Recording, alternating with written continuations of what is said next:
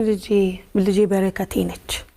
የሁሉ የህይወቴ በቃ ለህይወቴ መለወጥ ማለት ምጠነክረው እሷ ስላለች ነው። ተወዳጇ ድምጻዊት ራሄል ጌቱ ናና የተሰኘውን አዲሱ ነጠላ ዜማውን ሰኔ 26 ቀን 2018 ዓ.ም ለህዝብ ማድረሷን ተከትሎ በሰይፉ ሾው ላይ አሳዛኝ የነበሩ የልጅነት ትዝታዎቿን ለህይወት የከፈለችውን ውጣ ውረድ ልብ በሚነካ መልኩ ተናግራለች።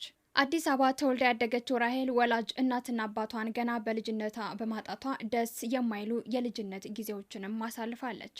እዚህም እዚያም ከርተት ያለች ያደገችው ራሄል በትምህርት ቤት መግቢያ ወቅት ፈረንጆች በከፈሉላት እርዳታ ትምህርቷን መከታተል የቻለች ሲሆን አሁን ላይ ያን የልጅነት ጊዜዋን ህይወትን ለማሸነፍ የታገለችባቸውን ጊዜያቶችና ብቸኝነቷን እንደምታስታውስ ነው የገለጸችው። በልጅነቷ ስላሳለፈችው እጅግ ፈታኝ የህይወት ጉዞና በችግር ውስጥ ስላገኘችው መለኮታዊ ጥበብ ለብዙዎቹ ተስፋ የሚሰጥ ልብ የሚነካ ምስክርነቷንም አጋርታለች። ድምጻዊቷ ያለ ወላጅ አባትና እናት ማደጓ ምን ያህል ከባድ እንደሆነ በማስታወስ ለሷ ግን ፈጣሪ እውነተኛ መጠጊያ እንደሆነላትና ዛሬ ላይ ለደረሰችበት የጥበብ ስኬት መሰረት እንደጣለላት በከፍተኛ አድናቆትና ምስጋናም ገልጻለች። እኔ በልጅነቴ ያለ እናትና ያለ አባት በችግር ብኖርም እግዚአብሔር አባት ድንግል ማርያም ደግሞ እናት ሆነው አሳድገውኛል። በዚህ አስቸጋሪ መንገድ እያለፋችሁ ላላችሁ ወገኖች በሙሉ ለእናንተም እግዚአብሔር እንደ አባት ድንግል ማርያም እንደ እናት ሆነው ያሳድጓችኋልና ፍጹም አይዟችሁ የሚል መልእክትም ያሳለፈችው። ይህ ንግግሯ በተለያዩ ማህበራዊና ኢኮኖሚያዊ ፈተናዎች ውስጥ ለሚያልፉ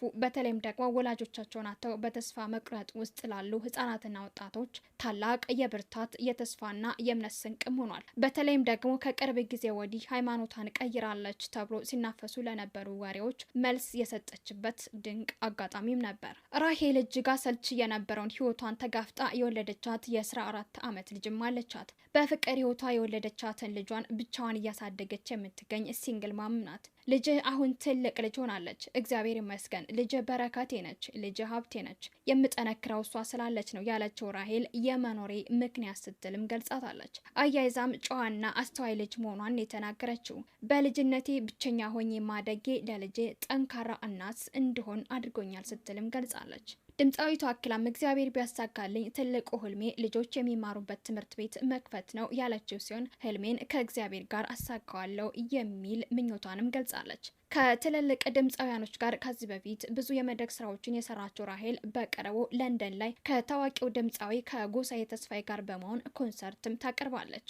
በፈተና ያለፈ ሰው ጠንካራ፣ ደግ፣ ሩህሩህ ይሆናል ያለችው ራሄል ሰዎች ገድገድ ሲሉ ማገዝና በተቻለ መጠን ጥሩ ነገር ሰርተን ማለፍ ያስፈልጋል ስትልም ገልጻለች። ስለ ራሷ ውስጣዊ ማንነት ስታስታውስ ሁሉም ነገር ማብራሪያ፣ ሁሉም ነገር መልስ ያስፈልገዋል ብዬ አላምንም የምትለው ድምጻዊቷ ዝምተኛነት ባህሪዋ መሆኑንና ዝምታ በራሱ መልስ መሆኑንም ገልጻለች። ከማስታወቂያ ባለሙያው ዘላለም ኩረባቸው ጋር የተነሳችው ፎቶ በማህበራዊ ሚዲያ ተሰራጭቶ ባልና ሚስት ናቸው መባሉን በፈገግታም አንስተዋለች። ለወዳጅነት ትልቅ ቦታ የምትሰጠው አርቲስቷ ከአንድ ሰፈር አብረው ከሚኖሩት ከተዋናይ ሄኖክ ወንድሙ ለፊልሙ መጠናቀቅ ደስ እንዳላት በመግለጽ የረጅም ጊዜ ጓደኛ መሆናቸውን አንስታለች። ታሽጓል የተሰኘው ፊልሟን ፕሮዲውስ ካደረገችላት እድለ ወርቅ ጣሰው ጋር ያላትን መልካም ወዳጅነትም እንዲሁ አጋርታለች። ሴትነት የሁሉም ነገር ምንጭና ቅመም ነው የምትለው ራሄል ህይወት አጭር መሆኗን ተረታ መልካም ነገር ሰርቶ ማለፍ እንደሚያስፈልግም ታምናለች። ከራሷ ህይወት ተነስታ የሰራችው ሙዚቃ እንደሌላት የተናገረችው ድምጻዊቷ የቴዲ ታደሰ ዝምታ፣ የአስቴር አወቀ ካቡና የቴዎድሮስ ካሳ ኢትዮጵያ የተሰኙ አልበሞች ወዳጅ እንደሆነች በመግለጽ በየቀኑ ጸሎት በማድረግ እንዲሁም ደግሞ ሙዚቃ በማዳመጥ ጊዜዋን እንደምታሳልፍም ሰምተናል። ድምጻዊ ራሄል ጌቱ በኢትዮጵያ ዘመናዊ የሙዚቃ ዓለም ውስጥ በስራዎቻቸው ተወዳጅ ከሆኑ ድምጻውያን መካከልም አንዷ ናት። ራሄል ጌቱ በለስላሳ ድምጿ በዘመናዊ የሙዚቃ አቀራረቧና በመድረክ ላይ በምታሳየው ብቃት በብዙዎቹ ዘንድ ከፍተኛ አድናቆትና ዝናንም አትርፋለች። ከልጅነቷ ጀምሮ ለሙዚቃ ለዳንስና ለትወና ልዩ ፍቅርም ነበራት። በዚህ ምክንያት ወደ ህጻናትና ወጣቶቹ ቲያትር በ10 ዓመቷ በመግባት የመድረክ ልምድን ማካበት ችላለች። በዚያም ዘፈን፣ ዳንስና ትወናን በማጥናት የሙዚቃ ህይወቷን መሰረት የጣለችበት ጊዜ ነበር። ወደ ታዋቂነትና ዝነኛነት ያደረሳት ትልቁ እርምጃ የህይወት ጉዞዋ የሴቶች የሙዚቃ ቡድን የነበረው የኛ መቀላቀሏ ነው። በዚህ ቡድን ውስጥ ለምለም በሚል የመድረክ ስም ትታወቅም ነበር። ቡድኑ በሙዚቃ ብቻ ሳይሆን በሴቶች መብት፣ በትምህርት እኩልነትና ማህበራዊ ጉዳዮችን በሙዚቃና በሬዲዮ ድራሞችን በማቅረብ ይታወቅም ነበር። ከቡድኑ በኋላ ራሄል የብቸኝነት ጉዞዋንም ሀብላ ጀመረች። በአጭር ጊዜ ውስጥ ያቀረበችው ጥሎብኝ የተሰኘው ዘፈን በተመልካች ዘንድ ተወዳጅም ሆነላት። ይህ ዘፈን በሬዲዮዎች፣ በቴሌቪዥንና በዲጂታል መድረኮች በሰፊው ተደምጦ ለራሄል ትልቅ እውቅናና ዝናም ማስገኘላት።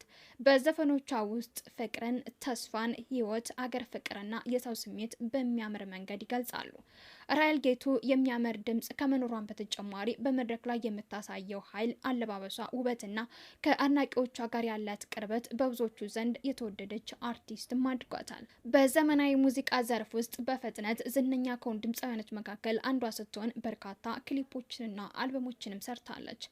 ለምሳሌ ያክል ጥሎብኝ፣ አልጓጓም፣ ኢትዮጵያዊ፣ ፋሽን ነው፣ ወረት፣ ውዴ፣ እዩት፣ አልጓጓም፣ ዋርካ፣ የአገሬ ሰው በሚሉ ክሊፖች በሚሊዮን የሚቆጠሩ እይታዎችን በማግኘት የተመልካቾችን ልብ ልትገዛም ችላለች።